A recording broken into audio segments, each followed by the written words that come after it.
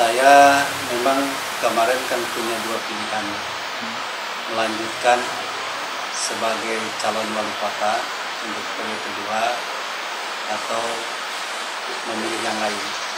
Dan akhirnya saya memutuskan untuk memilih di wali kota satu periode saya dan mencoba untuk menjadi bacalek di DPR RI. Bahwa wakil daerah ini memang seharusnya orang daerah yang mengerti tentang daerahnya, sehingga bisa lebih memberdayakan dan membantu program-program yang ada di daerah. Tentu ini saya diamanahi oleh partai yang untuk ikut nyalek, dan saya menyambutnya baik dengan alasan bahwa ini kan tawaran yang sangat menjanjikan bagi saya, dalam arti bahwa ini bisa jadikan ladang amal bagi saya. Saya tetap punya prinsip bahwa sebaik-baik manusia adalah manusia yang senantiasa memberikan manfaat bagi yang lain. Kemudian kebetulan kan juga PKS telah mengantarkan saya dalam kontestasi pilkada 2 periode. Wajar kalau saya kemudian ikut bertanggung jawab untuk membesarkan partai ini.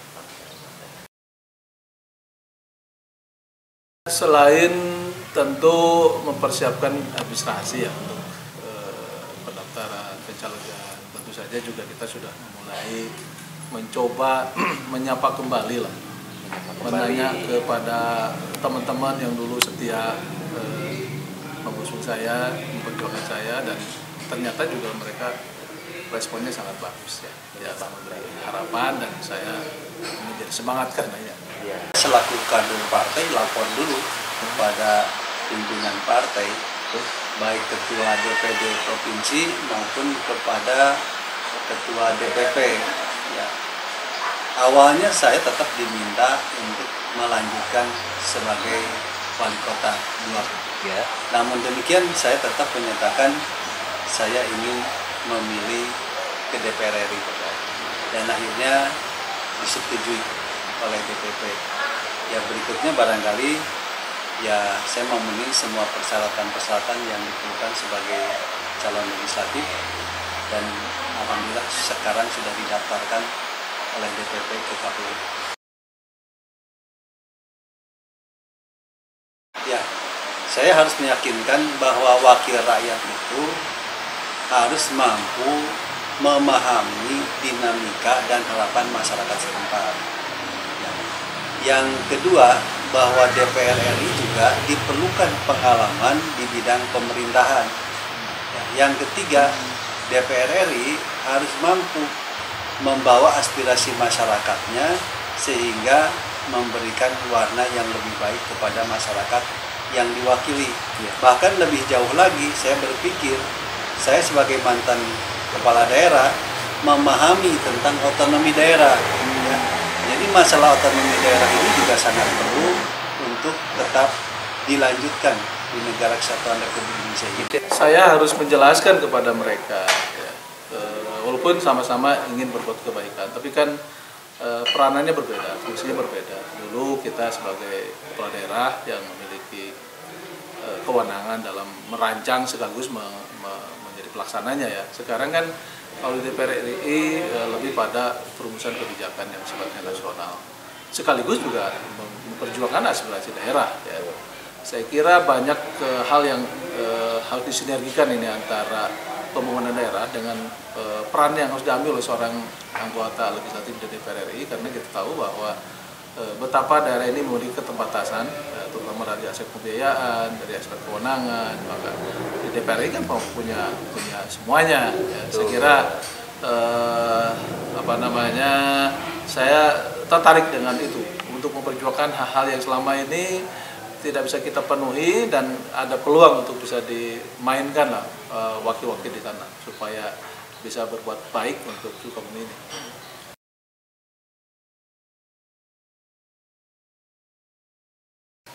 Menurut saya ini adalah bagus ya, bagi rakyat tersedia sejumlah pilihan, terlebih bagi saya dan Pak Murad misalnya yang memiliki pengalaman di bidang penyelenggaraan pemerintahan, saya kira kalau dua-duanya jadi kan bagus jadinya, ya lebih memahami bagaimana sebetulnya kebutuhan daerah, ya lebih memahami apa yang menjadi persoalan-persoalan daerah, gitu ya. Ya tentu saja ini bagi rakyat bagus dan mudah-mudahan aja saya kira saya dan Pak Murad bisa masuk. Gitu. Saya ini kan salah seorang wakil ketua Apeksi Nasional. Jadi saya sudah keliling tentang itu untuk pemerintahan daerah. Saya malah mengajak kepada mantan kepala daerah, mantan wali kota, yuk sekali-kali daftar ke DPR RI. Karena pemikirannya seperti tadi, ya, daerah ini harus diwakili oleh orang-orang yang memahami tentang daerah, memahami tentang pemerintahan daerah juga, ya pemerintah daerah. Jadi kalau sekarang Pak Sukma muncul, saya tidak keberatan, malah alhamdulillah. Ya, soal nanti rakyat memilih yang mana, ya harapan saya dengan Pak Sukma terpilih dua-duanya. Jadi ada partner yang lebih kuat untuk memperjuangkan kota dan Kabupaten Sukabumi bersama-sama. Jadi saya tidak anggap saing. Ya. Saya kira yang namanya usaha, semua orang wajib melakukan usaha. Saya sering menyampaikan usaha manusia itu harus 99%. 1%-nya hak prerogatif Allah Subhanahu wa taala. 99% saya harus upaya maksimal semampu saya. Kalau soal popularitas, saya kira saya menjabat kepala daerah selama 10 tahun, masa sih dalam 3 tahun orang jadi lupa. Gitu ya. Walaupun tetap ya saya juga tidak GR lah ya. Boleh juga ada pemikiran seperti itu, tapi saya masih optimis ya. Lagi saya kira ini ada baik ya. Karena tentu saja bahwa harus ada pelanjut ya, mengambil tongkat estafet kepemimpinan atau bersama-sama ya, antara ya kalangan yang sudah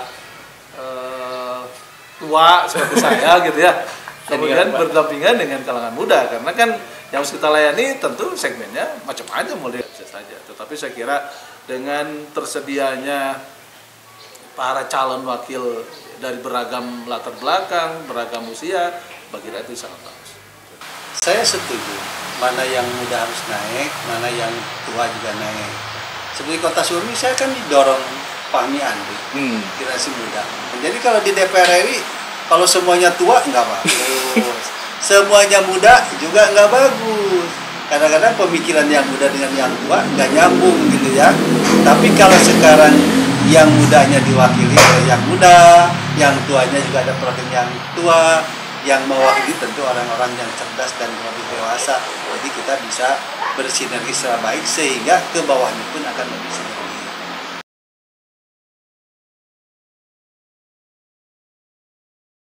Ya memang kalau partai tidak ada, ya kita tidak ada biaya-biaya kepada partai.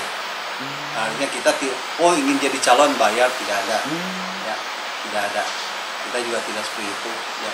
Tapi kalau ke masyarakat, memang kita perlu. Apa yang perlu? Sebetulnya kan alat-alat peraga kampanye itu tetap harus dibeli. Sekarang masyarakat harus menyadari, ya, negara ini akan maju, pemerintahnya akan maju, kalau masyarakatnya juga mulai cerdas. Misalnya jangan menjual hak suara kita hanya dengan uang 100.000 atau 200.000. Ya. Kalau saya kan orang sudah tahu siapa saya, kan itu ya. Baik buruknya juga mereka sudah tahu. Rasanya insya Allah tidak terlalu banyak saya harus ngomong lah. Hanya mengingatkan saja, betul aja saya bahwa insya Allah mudah-mudahan dari ridho Allah saya akan coba menawarkan diri menjadi calon wakil-wakil Anda semua di DPR RI. Cuma gitu aja. Tatip saya tanpa harus ngomong banyak lah.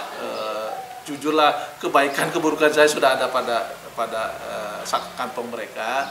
Hanya saya ini kalau saja mereka setuju, tolong bantu saya, pilih saya, kan gitu lah. Ya, bagi mereka yang masih diyakinkan kembali lah bagi mereka yang setuju dengan rencana saya. Itu aja lah saya kira.